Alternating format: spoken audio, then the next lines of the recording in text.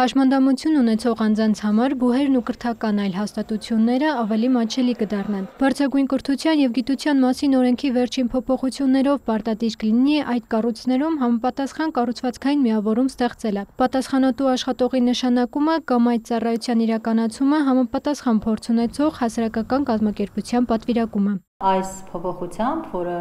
իմ առաջարկով ընդգրկվել է փաթեթում,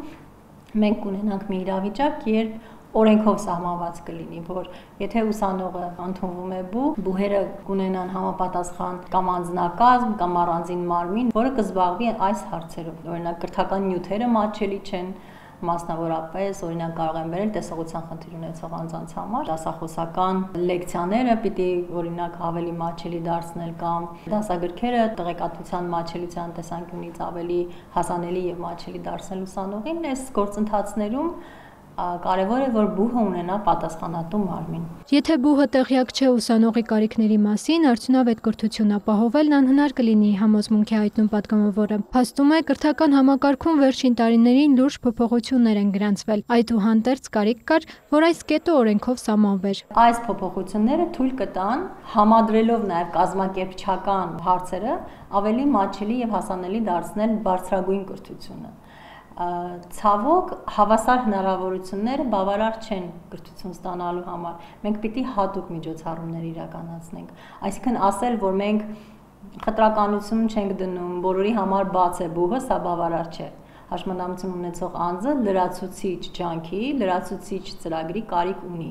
Եվ եթե մենք այդ լրացուցիչ ջանքը չենք գործադրում, ապա հավասար հնարավորությունները լուրջ արդյունքի չեն կարող բերել։ Օրենքում ներառվել են նաև հաշմանդամություն ունեցող անձանց իրավունքների օրակարգ հասարակական կազմակերպության ներկայացրած առաջարկները։ Արդեն իսկ ընդունված առաջարկներից ուզում ենք հատկապես առանձնացնել բուհերը պետք է երաշխավորեն ներառականությունը ավելի կոնկրետ առումներով, պիտի օրինակ աջակցության ծառայություններ մատուցեն հաշմանդամություն ունեցող ուսանողներին, դա կլինի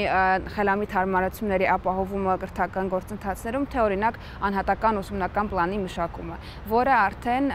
ինչպես սահմանված օրենքով պիտի ամրագրվի լիցենզավորման մեխանիզմների մեջ։ Հասարակական կազմակերպության ներկայացուցիչը նկատում է կրթական պրոցեսներում ներառականության ապահովումը տեղի չի ունենում։ Մեխանիզմներ չկան, ուստի օրենքի այս փոփոխությունը կարևոր էր։ Ուսանողը ընդունվել է համալսարան, իր վարձը պետությունը վճարում է, բայց ինքը իր հաշմանդամությունից ելնելով չի հասկանում, թե օրինակ դասախոսը ինչ է ներկայացնում, որովհետև ինչ-որ ինտերակտիվ դասապրոցես է, բոլոր կողմերից խոսում են աղմուկ է եւ այլն, եւ լսողության խնդիրներ ունեցող ուսանողը, քանի որ իր համար խելամիտ հարմարությունները ապահովված չեն, դուրս է մնում դասապրոցեսից, թեև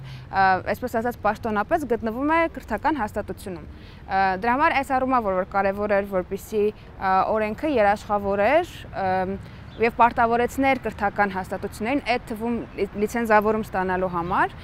ապահովել ներառականությունը հաշմանդամություն ունեցող տարբեր խմբերի համար։ Բարձրագույն կրթության համակարգի համար ամրագրվել են օրենսդրական երաշխիքներ, որոնք նախկինում բացակայում էին եւ խոչընդոտում էին հաշմանդամություն ունեցող ուսանողների եւ դասախոսների իրավունքների պաշտպանությանը։ Փաստում են ոլորտի պատասխանատուները։ Հիմա կարևոր է, որ բուհերը եւ մյուս ուսումնական հաստատությունները գործընկերությամբ աշխատեն, որպեսզի օրենքի դրույթները կյանքի կոչվեն եւ իրականում ապահովեն բոլորի կրթության իրավունքը։ Մերի Խաչատրյան, Հովհաննես Քյոսեյան, Էդգար Դավթյան, լուրեր։